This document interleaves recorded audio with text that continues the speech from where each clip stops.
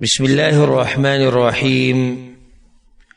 إن الحمد لله نحمده ونستعينه ونستغفره ونعوذ بالله من شرور أنفسنا ومن سيئات أعمالنا من يهده الله فلا مضل له ومن يضله فلا هادي له وأشهد أن لا إله إلا الله وحده لا شريك له وأشهد أن محمدا عبده ورسوله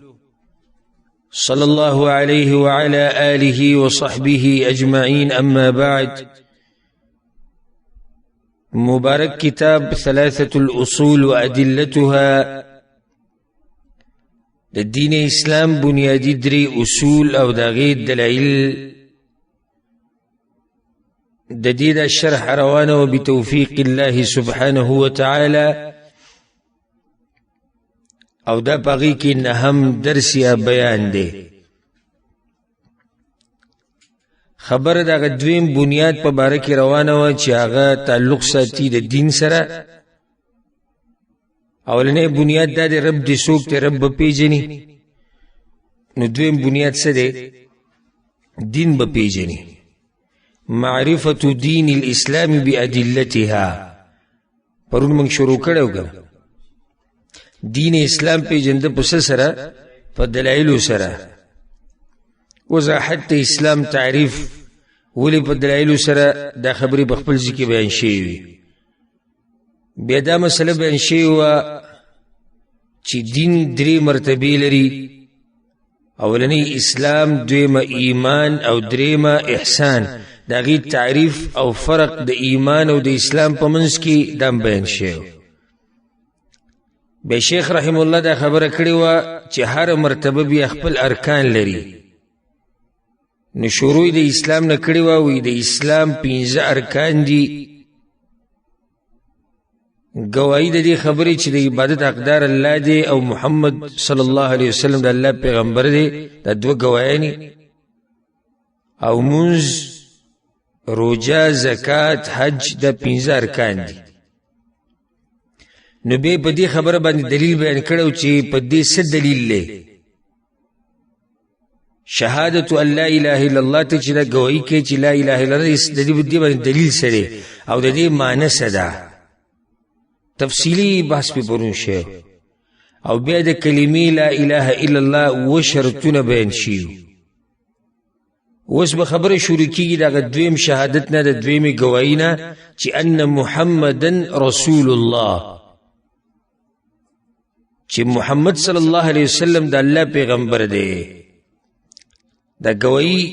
منگ چی کلمہ وایو نو دو خبری پکی دی یو خود دی خبری گواہی کو چی دا عبادت حقدار اللہ دے نو دویم بیا دا دی گواہی کو چی پیغمبر صلی اللہ علیہ وسلم دا اللہ رشتی نے پیغمبر دے اکیو سڑے صرف داوی چی دا عبادت حقدار اللہ دے و پیغمبر نمانی نو دے مسلمان ندے ذکر پیغمبر صلی اللہ علیہ وسلم وی ہر سوک چی زمان ببارکی واوری یهودے دے که نصرانے دے ہر سوک او پا ما ایمان رانوڑی دے مسلمان ندے یو سڑوی زدہ منم چی پیغمبر زمان گدہ دے او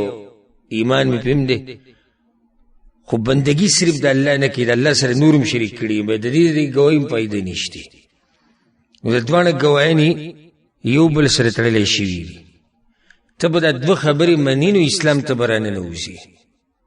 بنیاد بیا دا گواہی دا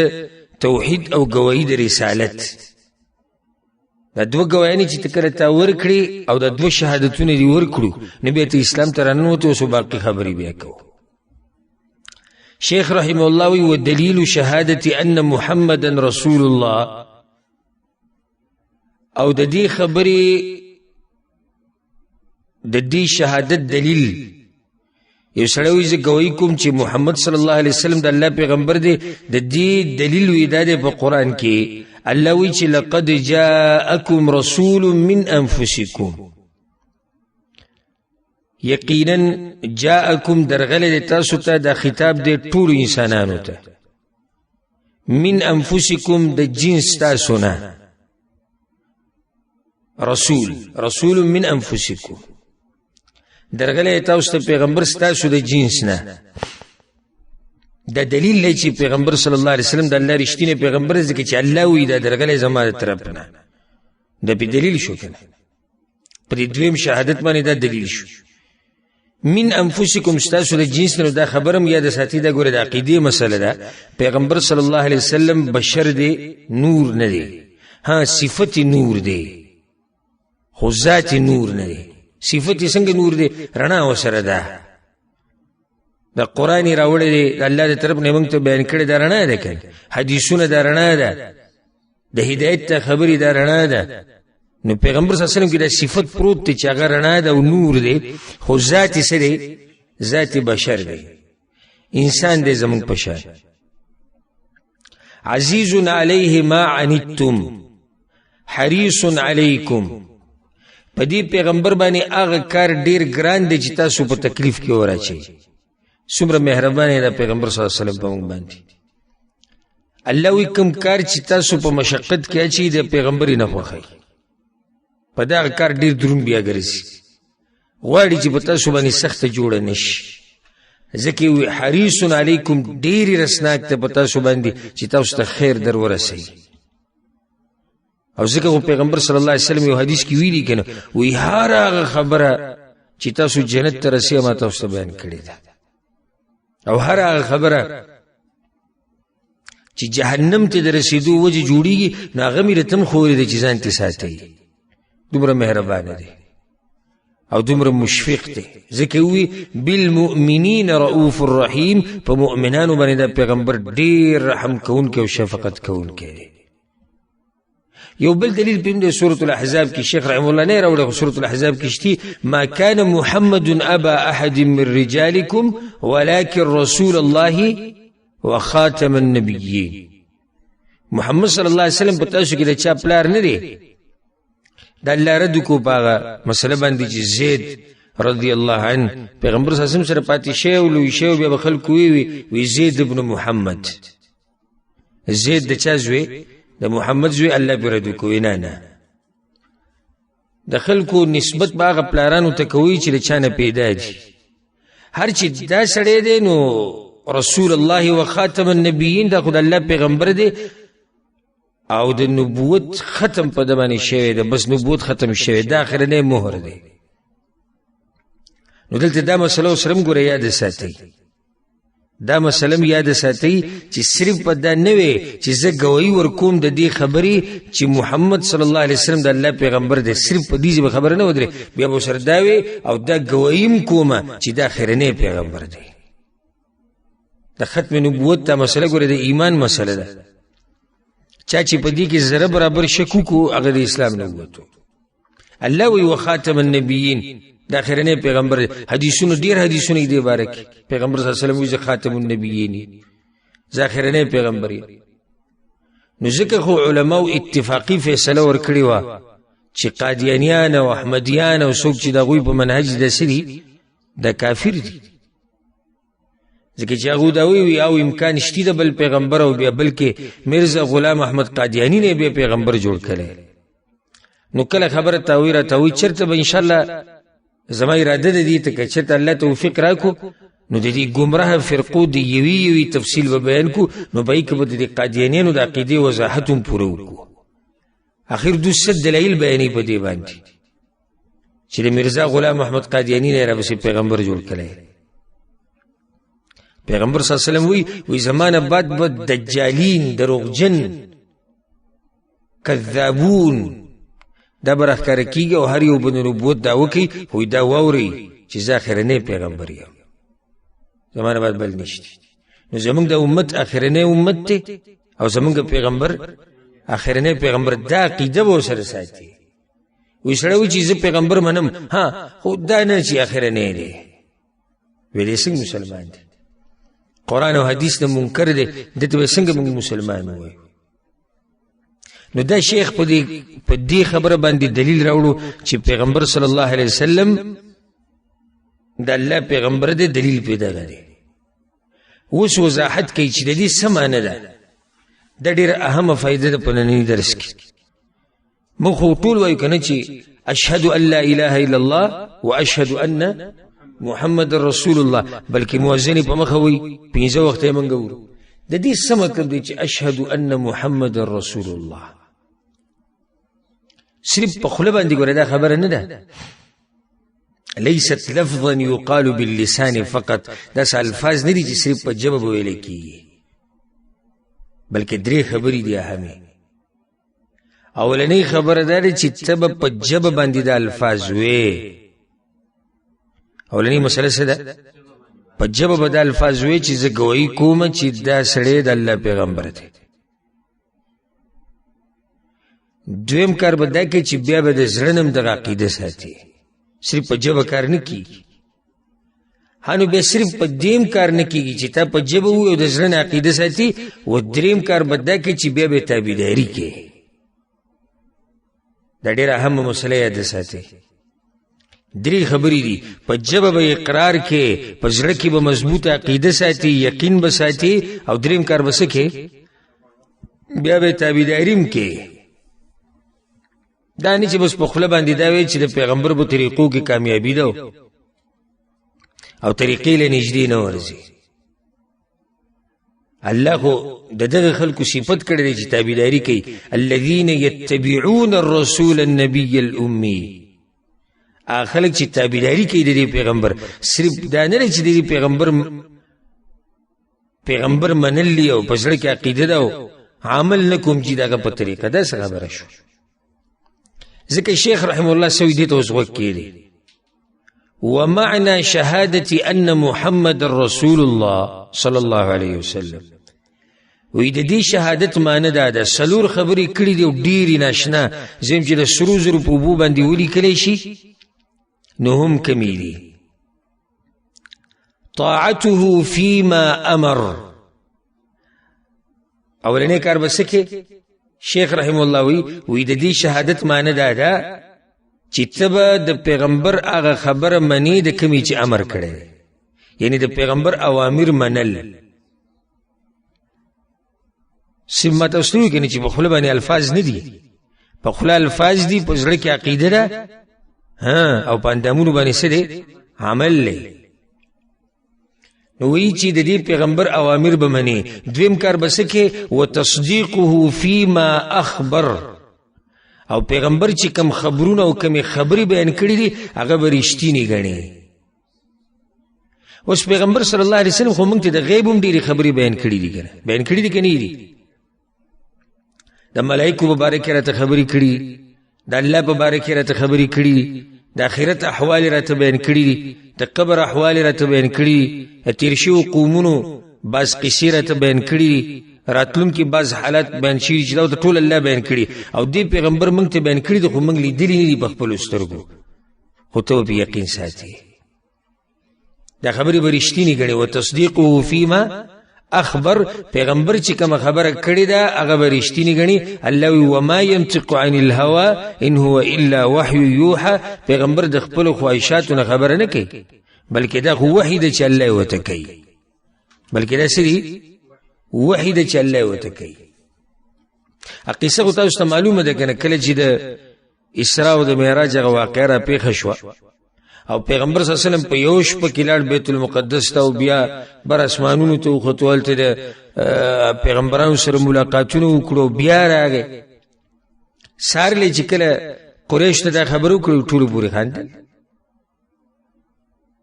تو د میاشتو سفر وی تاسو کو بیا به کله د اسمانونو ته مختله ابو بکر صدیق رضی الله عنه روانو مشرکان سره ملو شو وی عملګری خو نور سوی وی سوی و خدا وی هغه وی یقیني خبر وی هغه وی چې هغه وی به رښتیا وی د دې ګوي معنی ده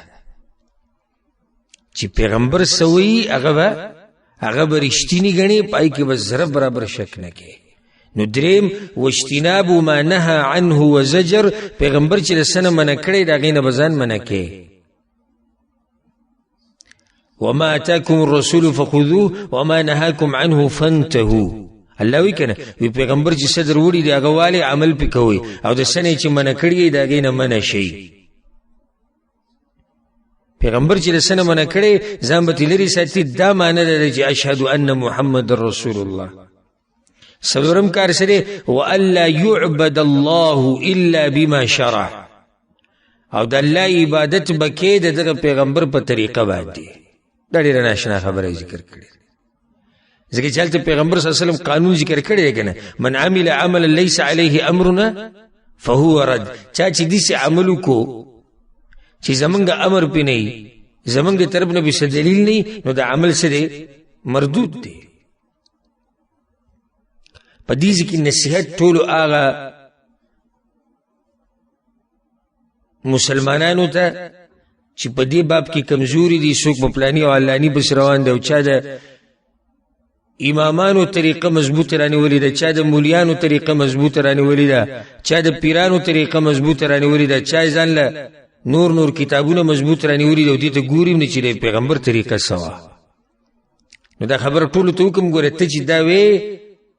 چې اشهد ان لا اله الا الله وان محمد رسول الله وان محمد رسول الله کې دا خبره دنه ده چې ته به د الله بندگی اوم د دې پیغمبر په طریقه کې د چا په باره کې چې ته ګواهي ورکړې چې دا پیغمبر دی، د ده په طریقه به بندگی کې د الله. اوس ګوره دا دې خبره کې سوچ وکړئ، الله په قرآن کې وایي ما د انسانانو او پیریان څه لپاره پیدا کړي؟ عبادت لپاره. نو الله خو دې شم کولی شو چې دوی ته ویلی چې بس عبادت کوئ؟ نه، پیغمبر یې راولېږو. ولې راولېږو؟ دې دپاره چې زما بندګي به کوئ، خو د دې پیغمبر په طریقه به یې کوئ، خپلې طریقې به پکې نه راوباسئ. هغه پیغمبر صلی الله علیه وسلم د الف نه د یا پورې مکمل دیني موږ ته بیان کو، او الله راته په قرآن کې مو وی لقد کان لکم فی رسول الله اسوة حسنه. دا پیغمبر ستاسو لپاره نمونه ده، دې چې څه کوي هغه کوئ، او بس د ده په طریقه روان شئ. نو د دې لارې به مضبوطې رانیسي، هله به کامیابېږي. نو په دې ګواهي کې څلور خبرې شوې. څه چې پیغمبر د څه حکم کړی دا به منې، پیغمبر صلی الله علیه وسلم چې کومې خبرې کړي د هغې تصدیق به کې، پیغمبر چې د څه نه منع کړی د هغې نه به ځان منع کې، او د الله عبادت به هم د دغه پیغمبر په طریقه کې. دا ګورې شیخ رحم الله ډېره ناشنا خبرو ته اشاره کړې ده. ښه، اوس راځو درېیم رکن ته. درېیم رکن څه دی؟ مونځ دی. دویم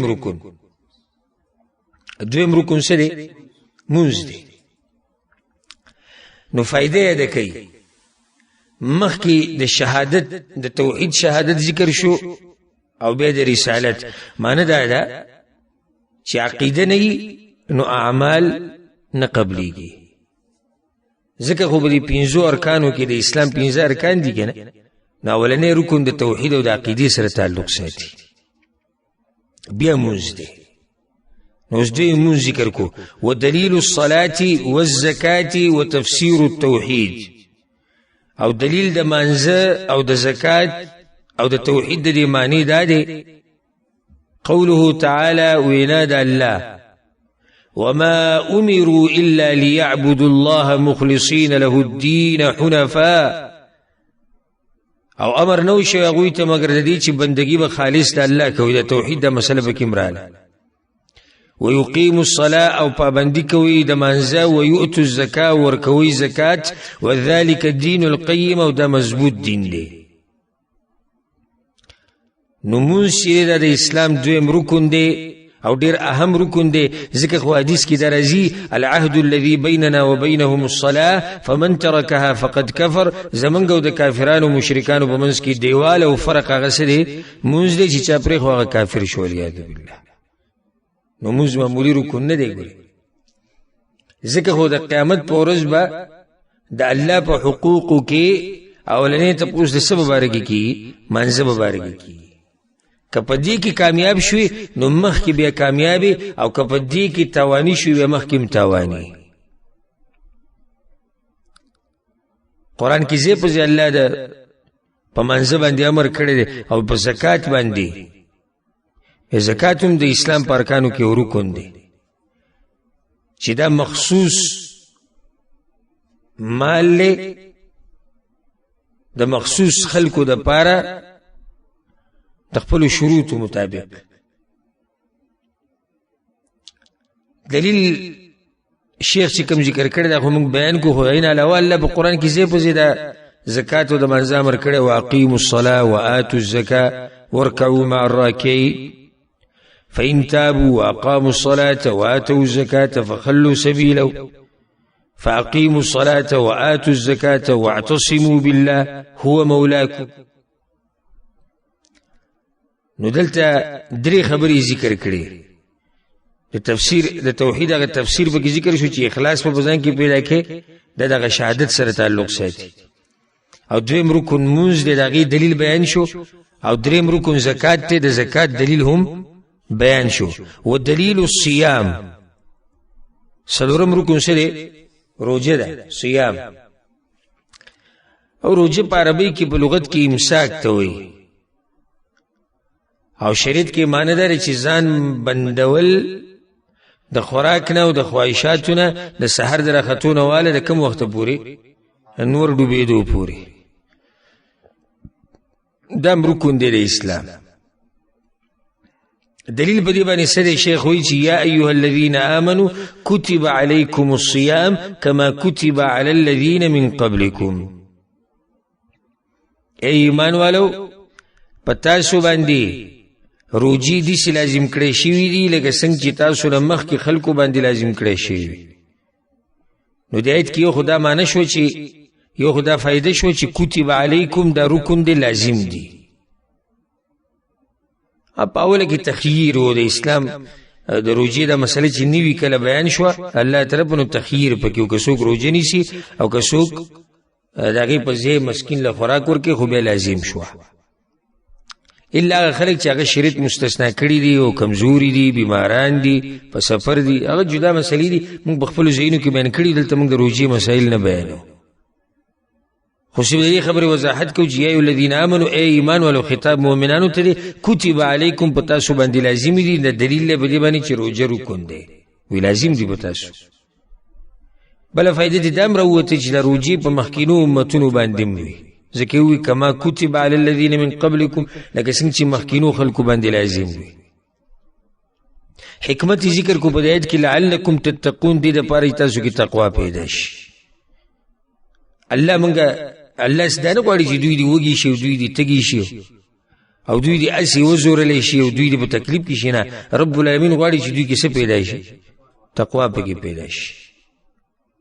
ودلیل الحج یو پنځم رکن حج دی. حج په اصل کې په لغت کې قصد او ارادې ته وایي، او په شریعت کې معنی دا چې یو سړی قصد وکړي او اراده وکړي د کعبې او د مشاعر مقدسه هغه ځایونه لکه عرفات، مینا، مزدلفه، اراده وکړي د هغه ځای په مخصوصو وختونو کې. اوس یو سړی په رمضان کې روان دی عرفات ته، دی خو هغه ځای روان دی، خو د زمانې څه ده؟ زمانه برابر نه ده. یو سړی په مینا کې ولاړ دی د محرم په میاشت کې، او زه جمرات ولم شیطانان ولم. صحیح دی، دی خو ځایونو ته تللی دی، خو دا خبره موږ په تعریف کې وکړه چې په مخصوص عبادت په مخصوصو ځایونو کې په مخصوص زمانه کې. په دم په مسلمانانو باندې لازم دی، پنځم رکن دی. دلیل پیدا دی ولله علی الناس حج البیت، او د الله حق دی په مسلمانانو باندې او په خلکو باندې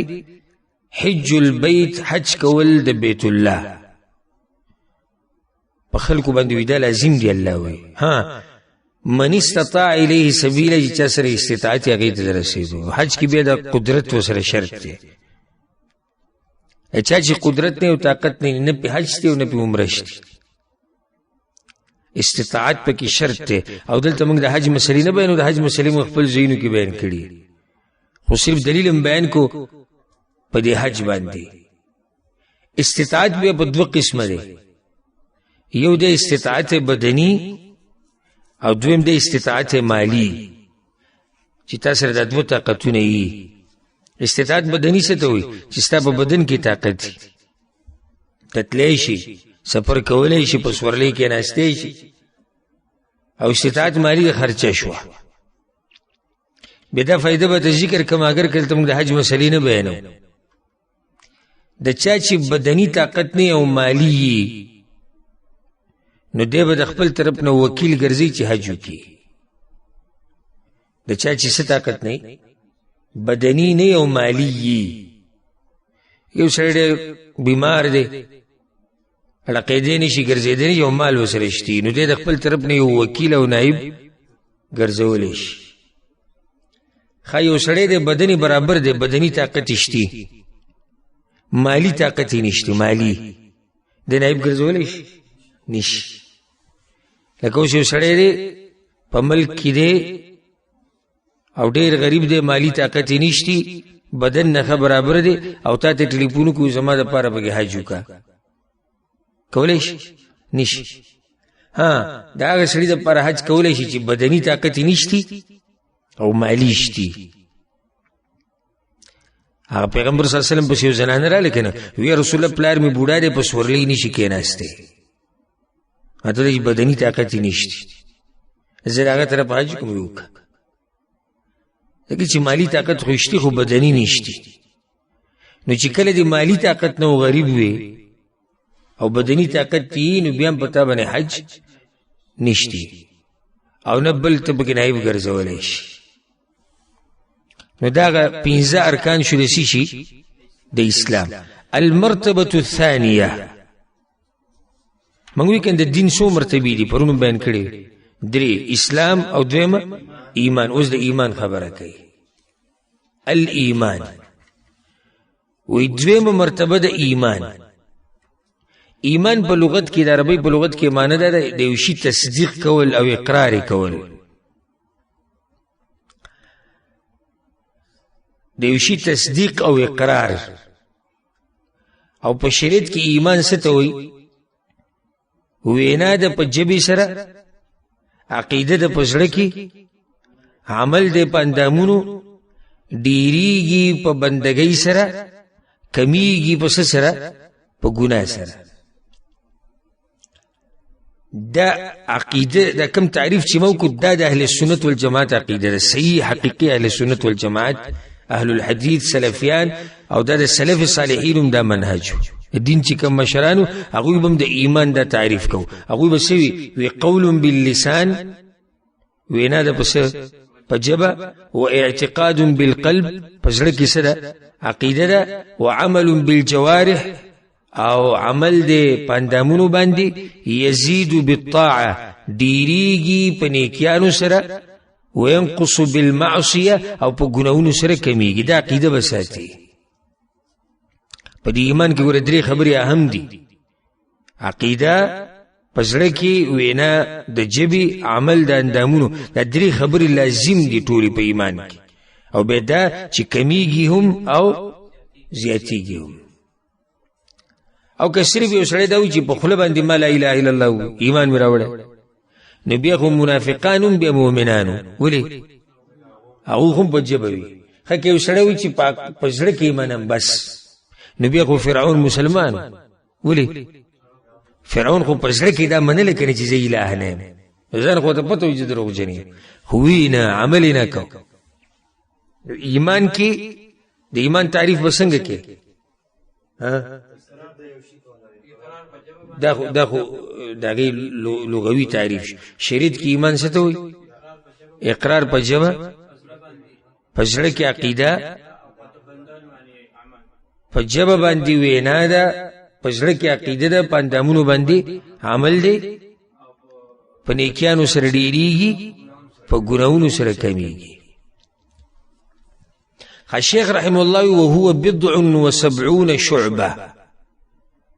او د اسلام وی صد پاسا او یا سانگی دی سانگی فاعلاها قول لا اله الا الله د ټولو نو چته سانګه سره توحید لا اله الا الله وادناها اماطه الاذى عن الطريق او د ټولو نو وړه پکې دا د لارې نه هغه شی لري کول چې چاته تکلیف ورکړي والحياء شعبة من الإيمان او حياء کول د ایمان په څنګه کې یو څنګه ده دیزی کی شیخ رحم الله غ حدیث ته اشاره وکړه چې ابو هريره رضی الله عنه بیان کړی د پیغمبر صلی الله علیه وسلم په صحیح مسلم کې شتي پیغمبر صلی الله علیه وسلم وی الايمان بضع و70 او بضع و60 شعبه ایمان سره پاس او یا سانګی لري یا سره پاس شپېته سانګی لري د ټول اوچته سانګ کومه ودا لا اله الا الله توحید ټول نه کومه لاري ناګه شدري کول چې خلکو له تکلیف ورکي او حیا هم د ایمان په څنګه کې یو څنګه ده زبته اوسه فائدې ذکر کوم د شیخ خودلته داونه وی په تعریف کې چې ایمان په ځړ کې عقیده ده او په جبه وینا ده او په عمل ده پاندامونو خودم رتیز دماغ ول الله ور کړو یا کوم دلیل چې ذکر کو پدې کې درو خبرو ته اشاره ده منګه دا وی چې ایمان وینا د شي د جبه فاعلاها قول لا اله الا الله او چې ته څنګه د اسلام سره لا اله الا الله قول وینا ته کې شیخ اشاره وکړه په ایمان کې وینا ده ها بیا ټول لاندې د لارې نه یو شی لري کول دا عمل له پاندام باندې شي دی عمل له او حیا هم د ایمان یو شعبه ده نو حیا خو د زړه سره تعلق ساتي درېونه خبرې پکې د نه راځي وینام ده عقیدم ده او عملم ده والحياء شعبة من الإيمان او حیا د ایمان څنګه ده حیا په دوه قسمه دی واغه حیا چې شریعت غواړي ممدوح حیا ده او یوغه حیا ده چې شریعت نه غواړي لکه یو سړی حیا کوي په حق بیان ورکوي حق نشم بیانول شرمیګه ممال حیا راځي یا یو سړی حیا کوي چاته نصیحت نشي کولای یا د پلانی دلاسه نیک اعمال پرې خو دغه نه شرمیګه دا حیا شریعت نه غواړي حیا په مناسب ځکه کول پیغمبر صلی الله علیه وسلم ډیر حیا نه کی انسان ډیر حیا نه کی انسان نو د ایمان ډیر څنګه دي هغه ارکان جدا شي د ایمان څو ارکان دي د اسلام خو 15 ارکان دي د ایمان څو ارکان دي د ایمان ارکان یا دومره شپږ ارکان دي ایمان په الله او په کتابونو او په رسولانو نو د اسلام خو 15 ارکان دي د ایمان شپږ دي خو دلته خبره څنګه ته وکړه څنګه جدا دي او ارکان جدا دي ګوره دا فرق یې ساتي ګور رکن هغه شی ته وی چې هغه بنیادی چې ارکانو کې یو شی لړ کنه نو د اسړي ایمان څه شو ختم شو او د څنګه کې څه شی کم شو نو ایمان وسره نه ختميږي چې سو پوری رکن نه لکه مثال بدر کم اوس به ارکان موږ بیانو د ایمان تفصیلا پای کې یو رکن دی په آخرت باندې ایمان رکن دی کوم بنیاد دی یو سړی دی ټول ارکان منی خو په آخرت ایمان یې نشته مسلمان دی نه دی ځکه چې بنیاد پرې خو دی خاصانګه اوس په څنګه کې یو ذکر شو د لارې نه هغه شی لري کول چې خلکو تکلیف ورکړي یو سړی نه لري کوي مسلمان دی کنه دی خو کمزور دی نو په څنګه او په رکن کې فرق کوا په شعبه او په رکن کې فرق کوا بیا او به د شعبې ټول یو شان نه دي بعض واجب دي او بعض مستحب دي لکه اوس د ایمان په څنګه کې یو څنګه دم د جموز کوا واجب دي که مستحب دي واجب دي بلکې رکن دی د اسلام بعض مستحب دي کدیونه کړو نو باغې باندې بیا ته نه ګناګاری بیا موږ دا خبرو کړی چې ایمان ډیریږي او کمیږي په دې به یو دلایل بیان کو چې خبر خوازی شي الله په سورۃ الانفال کې دا خبره کړې ده انما المؤمنون الذين اذا ذكر الله وجلت قلوبهم مؤمنان سوکتي چې کله الله یاد کړی شي دا غوښونه وېریږي واذا تليت عليهم زادتهم ایمانا او کله چې الله آیتونه د مؤمنانو په مخ کې ولوستي شي نو دا غو ایمانونه ډیر شي هیڅ مطلب زادتهم ایمان بعض غلط عقیده ولدلته ترجمو کې ایمانونه تازه شي ځکه چې تاسو نه منئ چې ایمان ډیریږي ولياذ بالله هغه مرجئه د عقیده وکنه د مرجئه د عقیده دا وې زمونږ ایمان دي سیده لکه څنګه چې ابوبکر صدیق ایمان دي او زمونږ ایمان دي سي لکه څنګه چې د جبرئیل علیه السلام ایمان دی دا وی دا معنی چې کلمه ته وي ته شوي مسلمان شوي بس ته ایمان راوړو کنه اوس دا نه ډیریږي نه کوي ځکه چې هلته پکې هغوی عمل دننه نه ګڼي او موږ خو په ایمان کې عمل هم دننه دی نو چې څومره ستا عمل دی دومره د ایمان دی او دا د منلو خبره زمونږ ایمان او د ابوبکر رضی الله عنه ایمان یو شان دی زمونږ ایمان او د عمر بن خطاب ایمان یو شان دی منلو خبرې عقل هم نه مني او دغه خلک په زړه کې په خپل هم نه مني خو چې الله څوک ګمراه کړي هغه بیا ګمراه وي زه دا یقینا دا خبره کوم زه هم ګورې د کومو خلکو چې دا خبره ذکر کړې دا فرقه د مرجئه ګمراه هغوی دا ویلي چې ایمان نه ډېرېږي او نه کمیږي او زمونږ ایمانونه او د ابوبکر صدیق ایمان یو شان دی زه هم دوی هم په زړونو کې دا خبره مني چې دا موږ څه کړي وړي وایو یو سړی الله په قرآن کې تذکره وکړي او د پیغمبر د هجرت ملګری او د جنت ګوهي هغوی شي ستا او د هغه ایمان یو شان دی ښه دا کلمه خو پیغمبر هم ویلې ده پیغمبر هم مسلمان دی مؤمن دی نو بیا ستا او د هغه ایمان هم یو شان دی بیا زمونږ او د جبریل ایمان یو شان دی الله وی زادتهم ایمانا ډیر شي د هغوی څه په قرآن اورېدو سره ایمان ډیر شي د هغه واضح دلیل دی چې ایمان ډیریږي خایب یو بل ناشنا دلیل ته بیان کوم سورة توبه کې دی دی منافقانو به په صحابه کرامو پورې خاندل الله وی اذا ما انزلت سوره کله چې قرآن کې یو سورت نازل شي فمنهم من يقول په دې منافقانو کې به بعضو مؤمنانو ته داوي ايكم زادته هذه ایمان دا چا ایمان ډیر کو خندل وي نو دلته تاسو ته فائدې ذکر کوم منافقانو چې مؤمنانو ته داوي چې تاسو کې د چا ایمان ډیر کو خو هغوی اورېدلي د صحابه کرامو نه کنه چې زموږ ایمانونه ډیریږي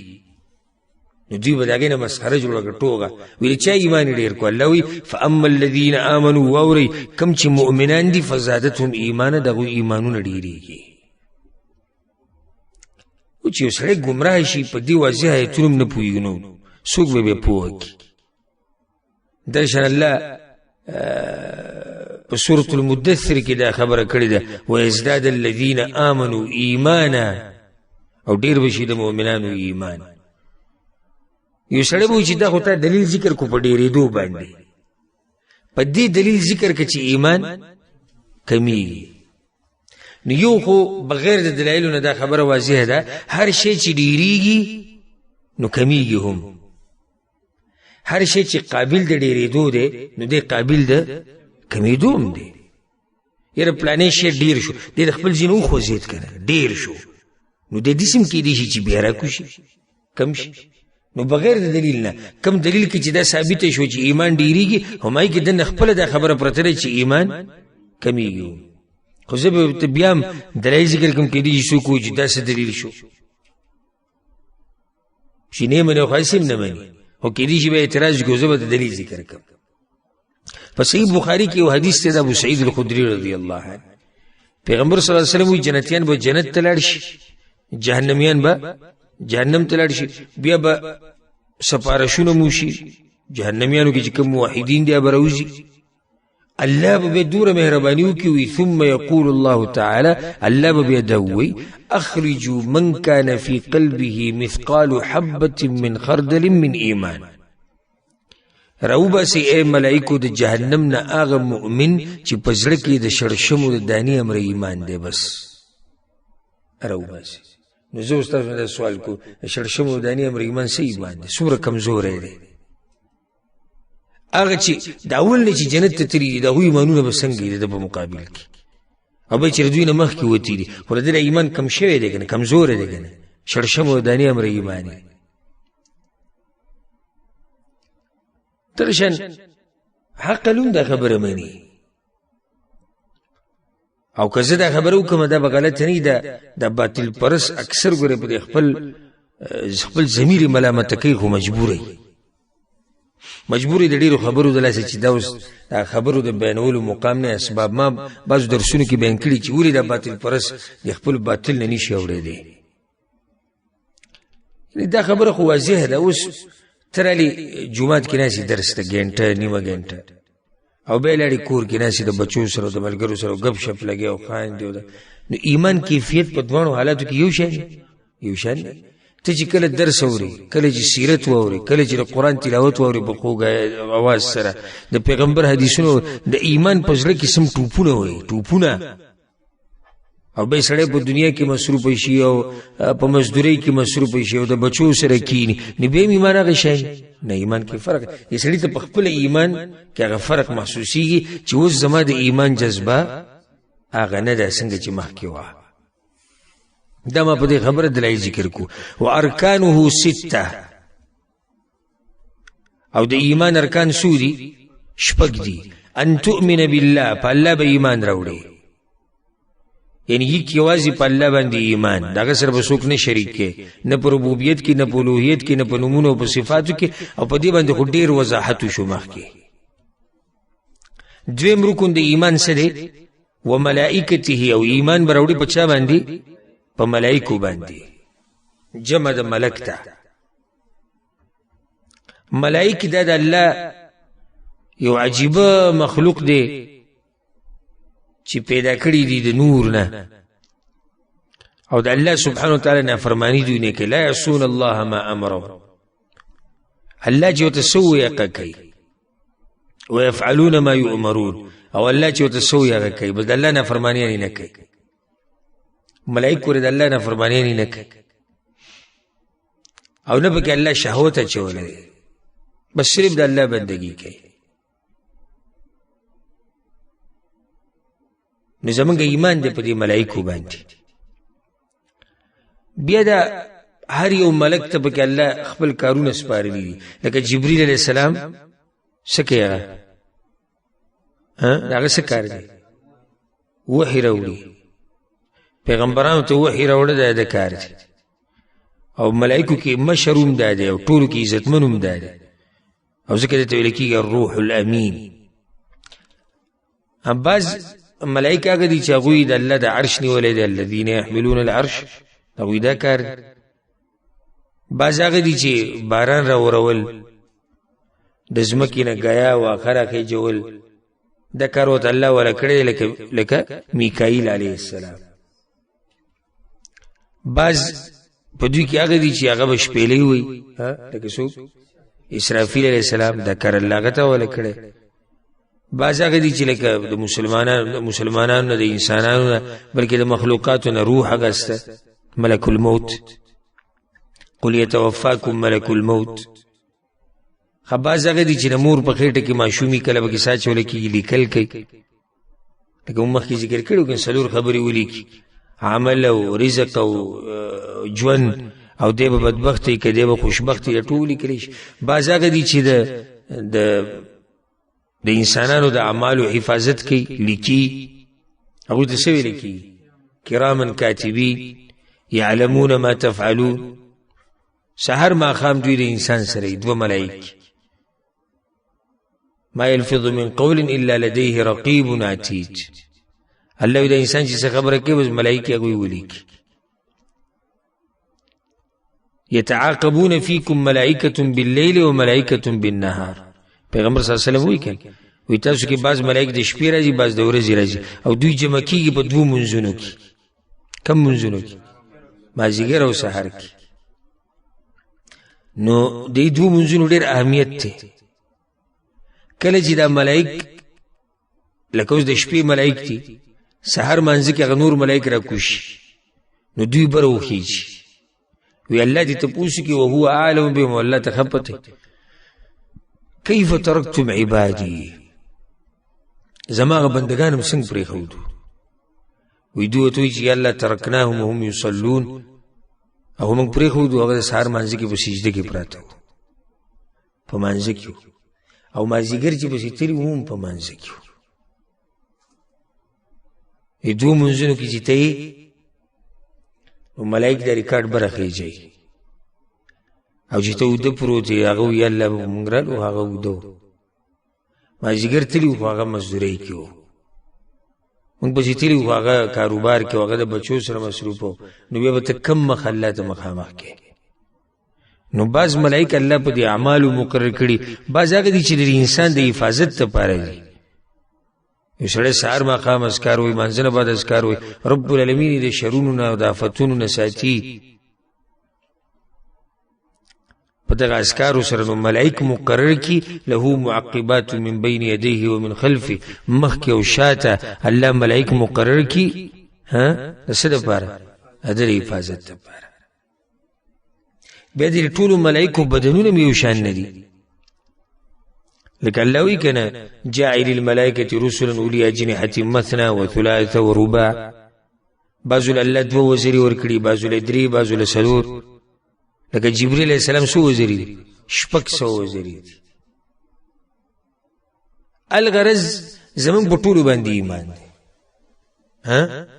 زمونږ په ټولو باندې ایمان دی که موږ ته اوصاف او اصناف معلوم دي او که نه دي معلوم